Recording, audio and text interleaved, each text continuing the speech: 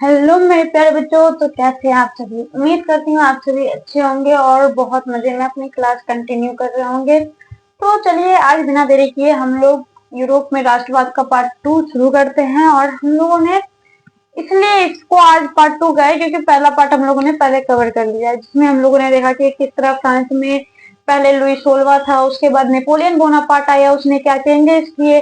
Then फिर एक युद्ध हुआ जिसको वाटरलू का युद्ध कहा गया है, उसमें फ्रांस हार गया, जिसके बाद नेपोलियन को बंदी बना करके ऑस्ट्रिया ने भेज दिया किसी आइलैंड पे।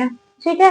उसके बाद हम लोगों ने क्या देखा कि वियना का सम्मेलन होता है जो कि होता है ऑस्ट्रिया की राजधानी वियना में, इसलिए इसका नाम भी वियना सम्मेलन ही रख दिया गया। और ये वियना सम्मेलन जो हुआ था वो हुआ था 1815 ईस्वी में, और इसका नेतृत्व किसने किया था? वहीं के चांसलर यानी कि ऑस्ट्रिया के चांसलर मेटरनिख ने। मेटरनिख जो था ना वो एक बहुत प्रतिक्रियावादी शासक था। प्रतिक्रियावादी शासक किसे कहते हैं भाई? प्रतिक्रियावादी शासक वैसे शासक होते हैं जिसकी सोच बहुत छोटी होती है, पिछड़ी होती है। मतलब इसको ना जनता की भलाई से कोई लेना देना था ही नहीं। ये कहता था कि भाई इसका एक साफ साफ स्टेटमेंट है कि शासन करो पर भलाई नहीं। यानी कि जनता पे शासन तो करना है पर जनता के लिए एक फूटी कौड़ी खर्च नहीं करनी, उनकी एक अच्छे काम नहीं करने उनके लिए। ठीक है।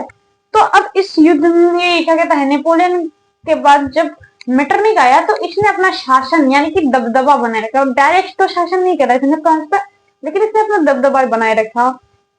और ये दबदबा कब तक रहा? ये दबदबा रहा 1815 से लेकर 1848 तक, जिसको हम लोग मेटरनिख काल भी कहते हैं। ये आप लोगों के ऑब्जेक्टिव में आ सकता है, इसलिए आप लोग इसको अच्छे से बहुत याद कर लीजिएगा कि मेटरनिख काल कब से कब तक था? 1815 से लेकर 1848 ईस्वी तक। तो फिर हम लोग देखते हैं कि जब मेटरनिख आया, इसका दबदबा बन रहा था, फिर वियना का सम्मेलन हुआ, तो मेटरनिख ने कुछ काम किए। अच्छे काम तो बिल्कुल नहीं किए, सारे के सारे उल्टे पुल्टे काम किए इसने। जनता की भलाई के लिए एक अच्छा काम नहीं करा इसने। तो इसने काम क्या किया? सबसे पहले तो इसने यूरोप में कोई अच्छा कार्य किया ही नहीं, उसमें कोई बदलाव नहीं करा।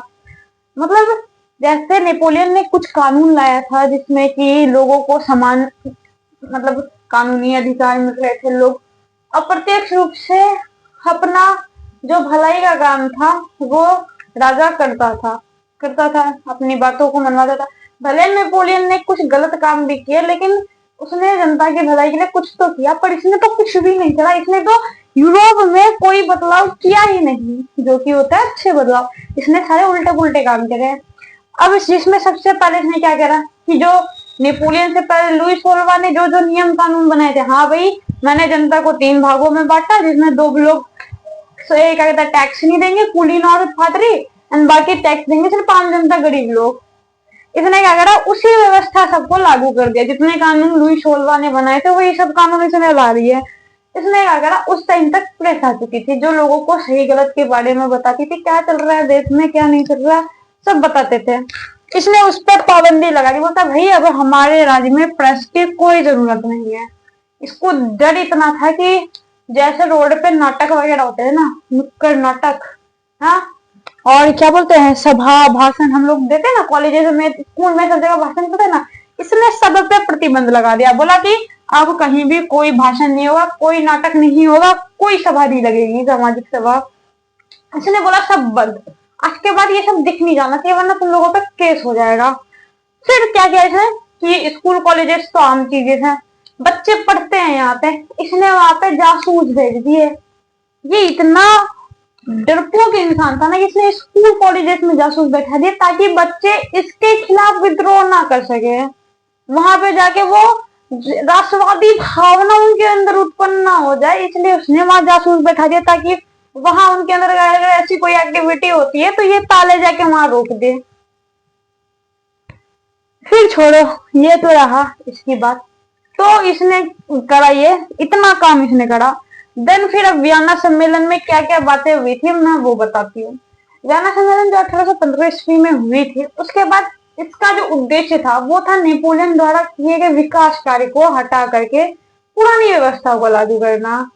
यानी कि वही बात है, नेपोलियन से इसको इतना चिढ़ था कि नेपोलियन ने जितने अच्छे काम किए थे बोला कि सबको साइड करो और हम लोग पुराने जो चल रहे थे व्यवस्था लुई 16वां के टाइम पे हम उससे ही लाएंगे। समझ में? ये चीज तय हो गई थी वियना सम्मेलन में, जिसका नेतृत्व इसी इसी मेटरनिक ने किया था, इसी डरपोक इंसान ने। मेटरनिक से चिढ़ती लगता है इसे बहुत। फिर अब इसमें जो है बयाना सम्मेलन में कुछ फैसले लिए गए। अब फैसले कौन कौन से थे मैं वो बता देती हूँ। इसमें फैसला लिया गया, नेपोलियन ने जितने भी राज्य और जमीन जीते थे उसको कहा कि भाई अब सब वापस करो, सब होगा हमारे राज्य का। मतलब अब सब सरकार के हाथ में होगी, कोई भी और कहीं नहीं जाएगी, और उस पर सरकार जैसे चाहे वैसे रूल करेगी, जैसे टैक्स वसूलना चाहे वैसे वसूलोगी, जो करना चाहेगी वह करेगी।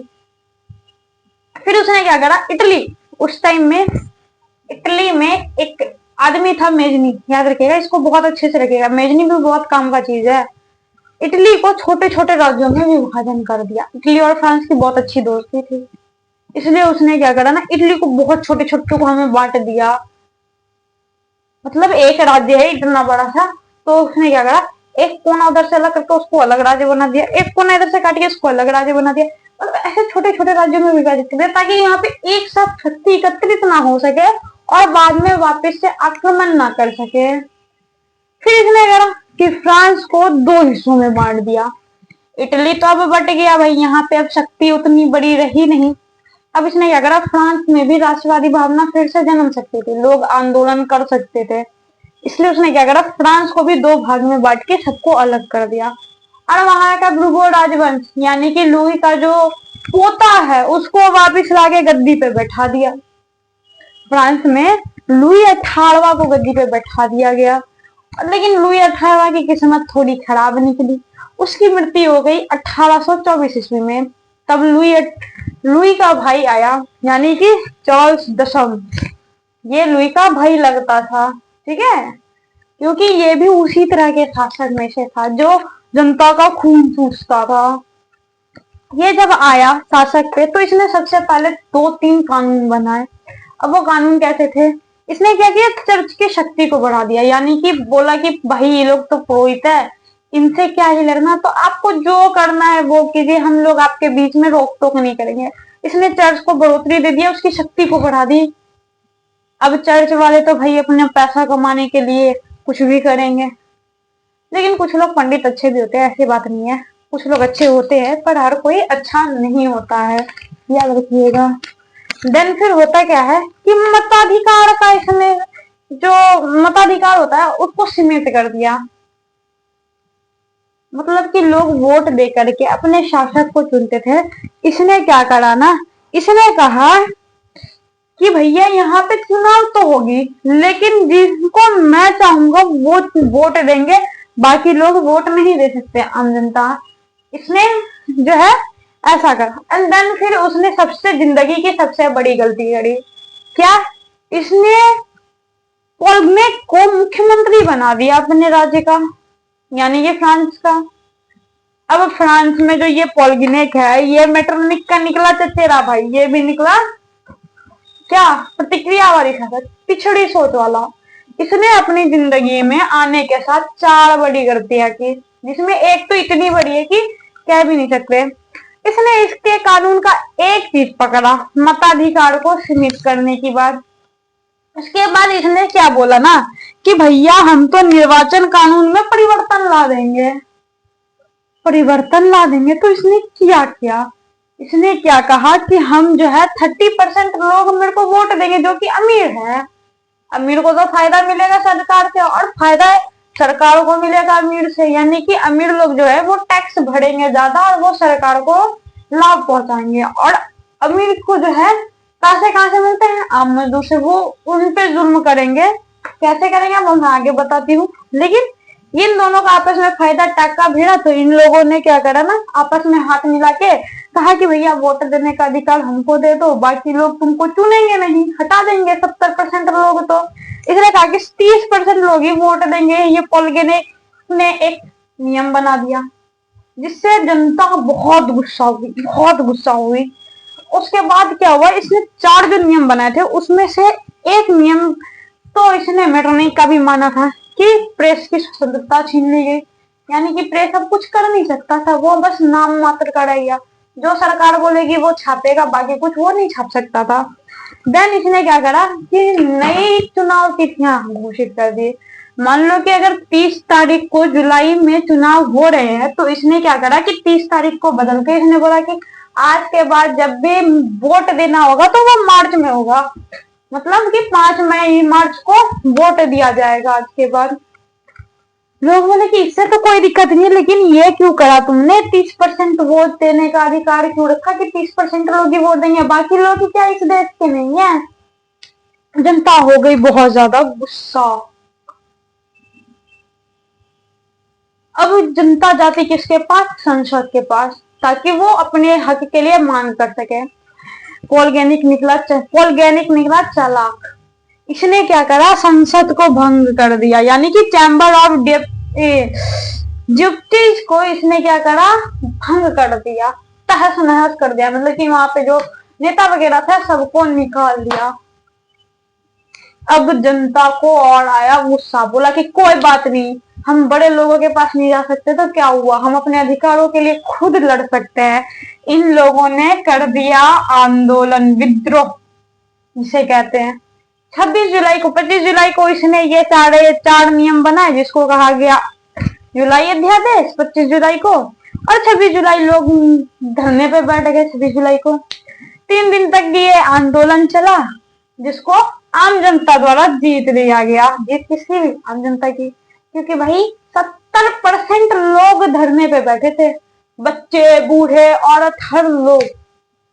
अब यहाँ पे कुछ कोई कर नहीं सकता था। जब आम जनता जीत गई तो जो चार्ल्स दसम था, जिसने कि इस पॉल गैनिक को खुली छूट दे के रखी थी, वो भागा।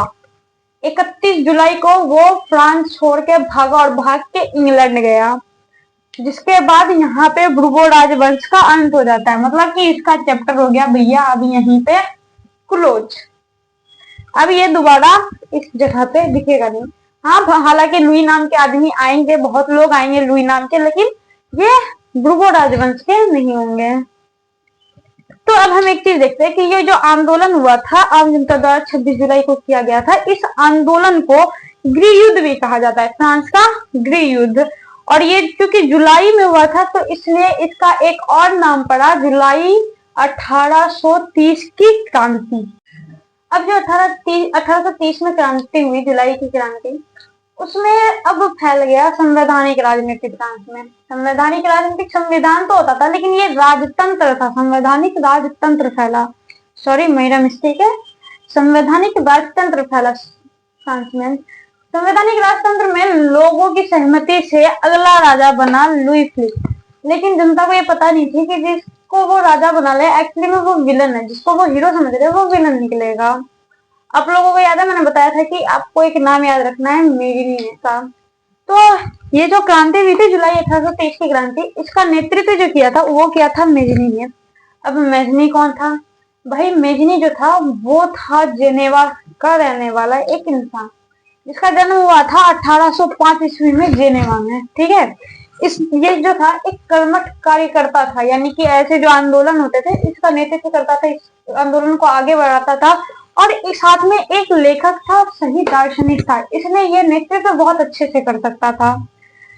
फिर इसने ना क्या किया था, 1831 ईस्वी में यंग इटली की स्थापना की, यानी कि जिस इटली को कई छोटे छोटे भागों में तोड़ दिया था मेटरनिख ने और पॉल गैनिक नहीं मिल सके, तो उसको इसने क्या करा, उसको एक करा, धीरे धीरे एक साथ जोड़ा और फिर से इसका सशक्तिकरण किया, और ये हुआ था 1831 ईस्वी में, और इसका नाम क्या रखा इसने, यंग इटली। और इसकी स्थापना किसने की थी, मेजिनी ने। इसके साथ साथ इसने क्या किया, इटली के साथ साथ यंग यूरोप की स्थापना की। इटली के साथ साथ ऐसे कई छोटे छोटे राज्य थे जो टूटे हुए थे, तो इसने उन सब में सशक्तिकरण किया, सबको एक साथ जोड़ा और सबकी शक्तियों को बढ़ाया। मेजिनी को जो ना इटली के एकीकरण का मसीहा कहा जाता है, क्योंकि शायद अगर मेजिनी नहीं होता तो इटली एक नहीं होता, उसकी ताकत नहीं बढ़ती, और इटली और जर्मनी का एकीकरण भी नहीं होता। इटली और जर्मनी का जो एकीकरण है वो हम पढ़ेंगे अगले वीडियो में, अगले पार्ट में, क्योंकि इस पार्ट में लगता है कि बहुत लंबा चल जाएगा और उतना लंबा वीडियो मैं अपलोड भी नहीं कर पाऊंगी।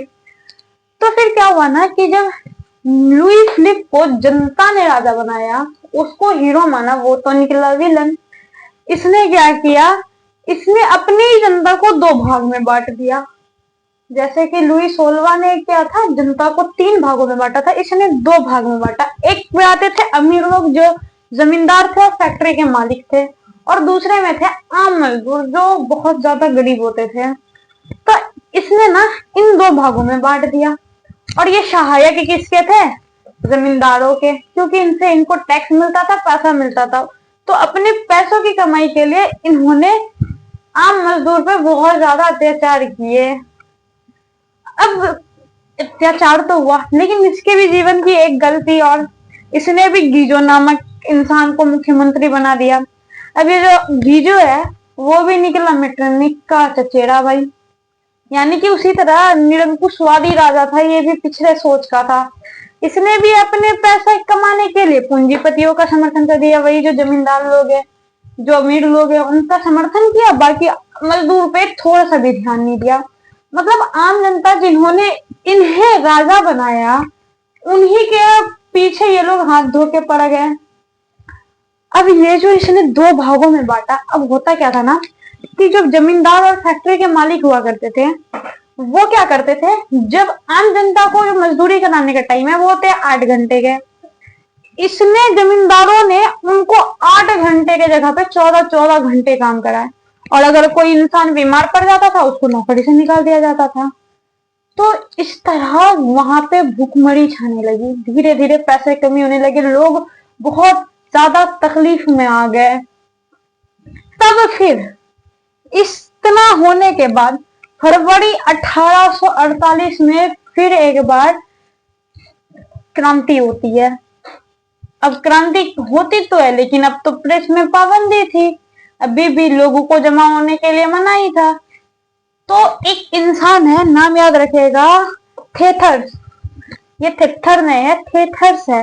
इस थेथर्स ने क्या किया, एक विशाल भोज का आंदोलन किया। अब भोज के बहाने इसने सबको बुलाया, इकट्ठा किया, लोगों को समझाया कि आपका खून चूसा जा रहा है। उसके बाद सब लोग मिलकर उसी दिन से आंदोलन पे उतर गए, इन लोगों ने क्रांति शुरू कर दी। अब जो क्रांति शुरू की, एक क्रांति चली 2 दिन तक, 22 को चालू किया तो 24 तक चला, और इस क्रांति का नाम भी रखा गया 1848 की क्रांति, डेट के नाम पे, ईयर के नाम पे, सॉरी ईयर के नाम पे इस क्रांति का नाम भी पड़ा, जिसको आज भी जाना जाता है 1848 की क्रांति के नाम से। तो अब 2 दिन तक जो क्रांति चला, तो क्रांति में अंत में जीत तो भाई अब इतने ज्यादा लोग एक तरफ होंगे और छोटे लोग, बड़े लोग जो इतनी कम संख्या में है वो एक तरफ होंगे, तो आप ऑब्वियस सी बात है कि ज्यादा लोग जिधर होंगे वही जीतेंगे। तो आम जनता जीती। तो 24 फरवरी 1848 को क्या बना, लुई फिलिप फिर भागा।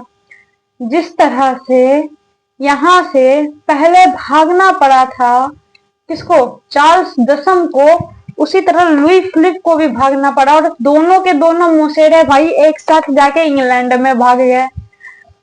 उसके बाद जब ये भाग गए तो आम जनता फिर से घबरा गई, अब तो राजा रहा नहीं। तब राजा किसे बनाए, तो फिर इन लोगों ने आपस में सलाह मशवरा किया और लुई नेपोलियन को इन लोगों ने राजा बनाया। क्योंकि नेपोलियन भाई दोनों नाम मिलता जुलता है तो काम भी मिलता जुलता होगा, इसलिए इन लोगों ने शासक भी थोड़ा ज्यादा टाइम तक किया। जो लुई नेपोलियन है इसका शासन काल रहा 1848 से लेकर 1871 तक। अभी तक जितने भी राजा बने उनमें सबसे ज्यादा अगर किसी ने आम जनता पे शासन किया और अच्छे से किया तो वो था लुई नेपोलियन ने। अब अगले पार्ट में हम लोग पढ़ेंगे यूनान में किस तरह से क्रांति हुई, किस तरह से इटली और जर्मनी का एकीकरण किया गया, ये सब पढ़ेंगे अगले पार्ट में। तो आज के लिए इतना ही, अब मिलते हैं हम लोग अगले वीडियो में। तब तक आप लोग अपना ध्यान रखिएगा और इसी तरह पढ़ते रहिएगा, आगे बढ़ते रहिएगा। तो धन्यवाद, टेक केयर, मिलते हैं अगले वीडियो में, बाय बाय।